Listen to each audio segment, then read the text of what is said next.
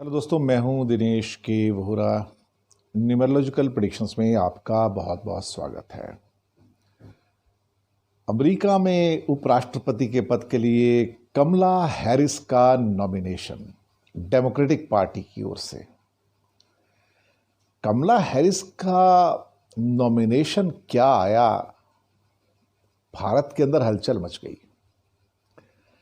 हलचल भी ऐसी कि जहां पे भारत का जो एक आम अवाम है वो तो खुश है, पर बीजेपी को ऐसा लगता है कि जैसे सांप सूंघ गया। दरअसल हुआ क्या कि जो बिडेन धीरे धीरे ट्रंप के ऊपर आ रहे थे और यहीं पर उन्होंने 2 महीना पहले इलेक्शन से उन्होंने चला ट्रंप कार्ड, और ट्रंप कार्ड के रूप में लेके आए कमला हैरिस को।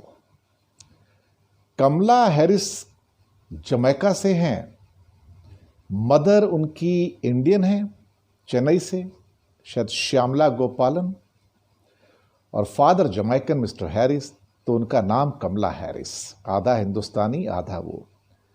पर वो खुद को इंडियन अमेरिकन कहलाना पसंद नहीं करती, वो अपने आप को एफ्रो अमेरिकन कहलाना पसंद करती हैं। आज हम इसके बारे में बात करेंगे कि न्यूमरोलॉजिकली उनका भविष्य क्या है और भारत के लिए कैसा सरदर्द पैदा करने जा रही हैं वो। दरअसल हुआ क्या, पिछले कुछ सालों के अंदर भारत की जो विदेश नीति थी वो ना केवल पड़ोसी देशों के साथ संबंध बिगड़े, बल्कि अमेरिका के साथ भी संबंध सुधारते सुधारते हमने वहां की दूसरी जो मेजर पार्टी थी डेमोक्रेटिक पार्टी, उससे संबंध बिगाड़ लिए। हमें दरअसल ऐसा लगता है कि संबंध बनाने की आदत नहीं रही अब, और ये भारत की विदेश नीति में एक मूलभूत बदलाव आया। अब बदलाव कैसा साहब, ये डेमोक्रेट्स जो थे रिपब्लिकन के मुकाबले हमेशा भारत के पक्ष में जाने जाते थे, लेकिन पिछले कुछ समय से ऐसा हो रहा है जहां पे बीजेपी की सरकार ने, मोदी सरकार ने डेमोक्रेट्स को अवॉइड किया, नज़रअंदाज किया, और 2-3 जगह उनकी इंसर्ट भी कर दी। ये बात डेमोक्रेटिक पार्टी को बहुत नागवार गुजरी।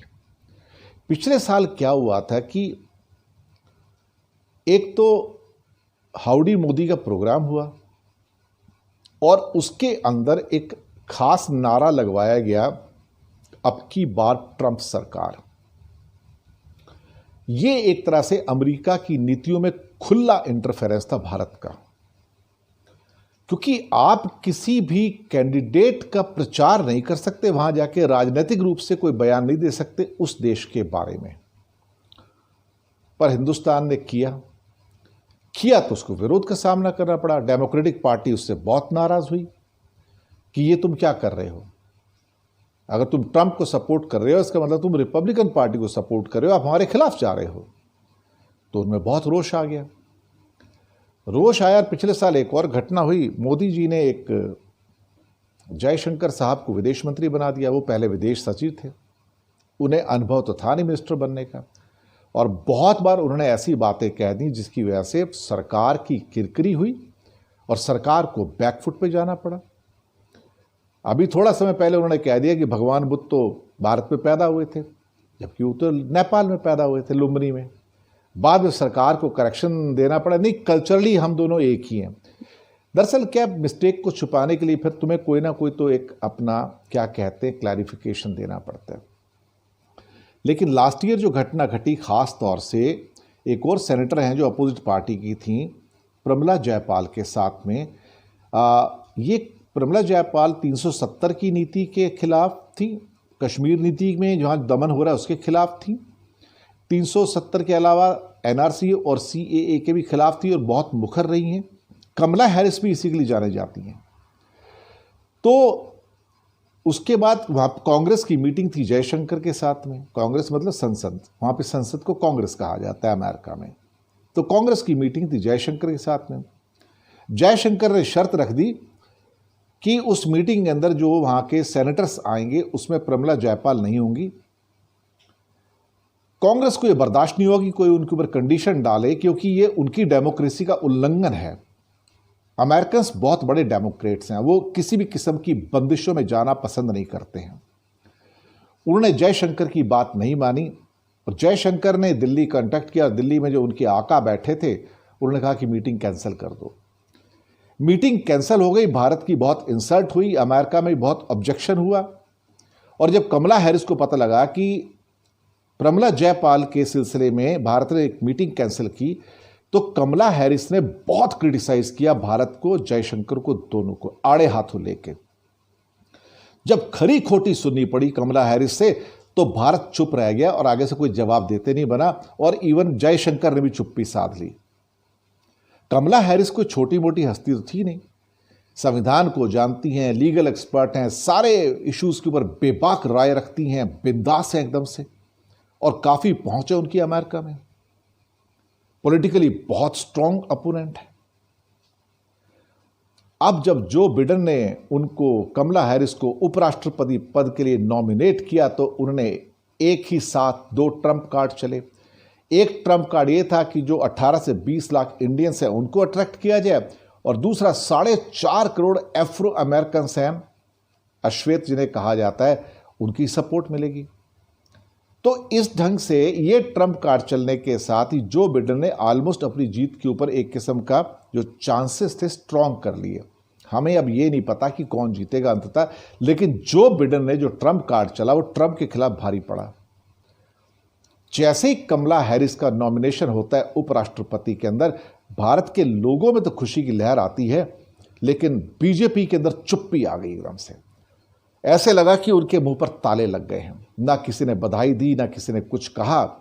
हालात यहां तक हो गए कि टीवी प्रोग्राम्स वालों से कहा गया कि आप कमला हैरिस के ऊपर प्रोग्राम नहीं करेंगे, और करेंगे तो उसके ऊपर बीजेपी का स्पोक्स पर्सन नहीं आएगा। सीएनबीसी का एक प्रोग्राम था कल, और उसमें कमला हैरिस पे पूरा प्रोग्राम था। अमेरिकन के जो एक्सपर्ट थे सब हिंदुस्तान के अंदर जो हैं, लेकिन उसके अंदर कोई बीजेपी का स्पोक्स पर्सन नहीं था, क्योंकि उनको चुप रहने की सलाह दी गई है। अब कमला हैरिस चूंकि उपराष्ट्रपति हैं या बन सकती हैं, तो भाजपा ने अब चुप रहने में भलाई समझी कि कहीं ना कहीं अगर अब हमने कुछ बोल दिया, क्योंकि जयशंकर पहले उनको नाराज कर चुके थे, भारत सरकार पहले नाराज कर चुकी थी, लेकिन जब ये उपराष्ट्रपति बन जाएंगी तो आपके सर पर बैठ के नाचेंगी फिर वो। वैसे भी कमला हैरिस इन घटनाओं के बाद धीरे धीरे एक तरह से उनका रवैया भारत के खिलाफ होता चला गया, और वो इस मामले में मुखर होकर बात करती आई, जो भारत को पसंद नहीं था, लेकिन तुम कुछ कर नहीं सकते क्योंकि अमेरिका में आज़ादी बहुत है लोगों को बोलने की। और अब जब इंपॉर्टेंट पोस्ट पे आ जाएंगी, और इसका एक सिनेरियो और निकलता है। सिनेरियो ये निकलता है कि जो बिडेन, जो कि करीब करीब 78 साल के आसपास की उम्र है उनकी, अगर मेरी मेमोरी सही है या उसके आसपास की, तो अगर वो जीत गए तो शायद वो अमेरिका के इतिहास में सबसे ज्यादा उम्र दराज व्यक्ति होंगे, कि इनसे बड़ी उम्र वाला व्यक्ति कोई प्रेसिडेंट नहीं बना, सब छोटे ही बने हैं।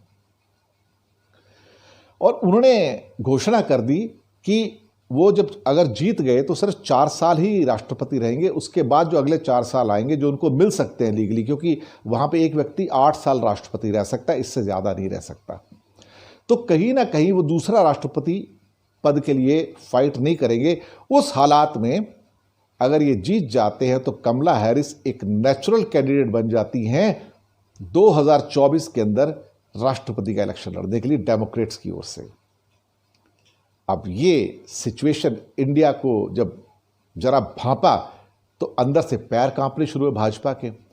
अब सबके मुंह पर ताले, सबके मुंह पर चुप्पी, अब कोई स्पोक्स पर्सन आके बोलने को तैयार नहीं है। वो जयशंकर जिनके अंदर इतनी एडमेंटनेस थी कि उन्होंने प्रमिला जयपाल के सिलसिले में मीटिंग कैंसिल कर दी थी कांग्रेस के साथ में, और फिर कमला हैरिस से खरी खोटी सुननी पड़ी थी, इवन अमेरिका की संसद से खरी खोटी सुननी पड़ी थी। अब वो चुपचाप बैठे, क्योंकि अमेरिका का विरोध करने की ताकत भारत में नहीं है। आप जितने मर्जी मुखर हो जाइए, आप अमेरिका का विरोध नहीं कर सकते। और कमला हैरिस तो बिल्कुल नहीं होने देगी। और कमला हैरिस अगर उपराष्ट्रपति बन के आती है, नॉर्मली अमेरिका में उपराष्ट्रपति का रोल इतना नहीं होता है, वो एक तरह से साइलेंट रहता है और दिखाई भी नहीं देता है। बहुत सारे लोगों को ये भी नहीं पता कि वहाँ के उपराष्ट्रपति हैं कौन। पर कमला हैरिस एक ऐसी हस्ती है जिनका इन्फ्लुएंस जो बिडेन पे भी बहुत है, और कमला हैरिस को लोग जो बिडेन से भी बड़ा डेमोक्रेट मानते हैं। भाजपा के लिए तो एक ऐसी परिस्थिति आ गई कि सांप के मुंह में छछूंदर, खाए तो मर जाए और छोड़ दे तो अंधा हो जाए। भाजपा ने अपने आप को इस परिस्थिति में कभी नहीं पाया। अगर न्यूमेरोलॉजिकल देखा जाए कि कमला हैरिस के जीतने के चांस कितने हैं, क्योंकि कमला हैरिस का जीतने का मतलब है जो बिडेन का जीतना, तो कमला हैरिस का जो पूरा नाम जो आता है 5 नंबर पर आता है। अमेरिका का भी नंबर 5 है, यानी कि मरकरी ट्रेडिंग का कंट्री। कमला हैरिस का भी नंबर है 5। कमला हैरिस की डेट ऑफ बर्थ है 20 अक्टूबर 1964। अगर इसका जोड़ निकालो तो ये भी आता है नंबर 5। और 2021 ये जो साल आ रहा है इसका नंबर भी आता है 5। आप सोचिए एक ऐसा कॉम्बिनेशन बन रहा है। 2021 का नंबर 5, कमला हैरिस के नाम का नंबर 5, कमला हैरिस के डेट ऑफ बर्थ का नंबर 5, ये ट्रिपल कॉम्बिनेशन 5-5-5 जो बिडेन को जीत दिला सकता है। जो बिडेन हो सकता है अकेले ना जीत पाते, लेकिन कमला हैरिस के आने से उनके जीत के चांसेस बढ़ गए हैं। मेरे पास अभी कमला इसकी जो बिडेन की या बाइडन भी कहते हैं उनको, उनकी डेट ऑफ बर्थ अभी नहीं है। मैं निकालने की कोशिश करूंगा और कल परसों उसका विवेचना करने की ट्राई करूंगा। लेकिन भारत में इस टाइम सरकार की स्थिति, भाजपा सरकार की स्थिति थोड़ी नाजुक लग रही है कि कमला हैरिस से कैसे मुकाबला करेंगे, क्योंकि she is a now non anti Indian person. और जो बिडेन भी या जो बाइडन भी कहीं से भी भारत के समर्थक नज़र नहीं आते, भारत की नीतियों के विरोध में रहे हैं। और ख़ास तौर से एनआरसी पे, सीएए सिटीजनशिप एक्ट के ऊपर, 370 के ऊपर उनका विरोध काफ़ी मुखर होकर आया था। लेकिन फिलहाल भाजपा चुप है। भाजपा के मुख पर ताले हैं, सारे केंद्रीय मंत्रियों के मुख पर ताले हैं, और तो और विदेश मंत्री जिन्होंने एंटेगोनाइज किया था कमला हैरिस को, प्रमिला जयपाल, उसके मुख पर भी ताले हैं। सामने माथे पर चिंता की रेखाएं हैं, क्योंकि भारत को अब ये क्षण भोगने ही होंगे, क्योंकि भारत ने जो गलतियां की है विदेश नीति के कारण अमेरिका में, उसका फल जनता को भोगना पड़ेगा। यही सच है। शुक्रिया आपका।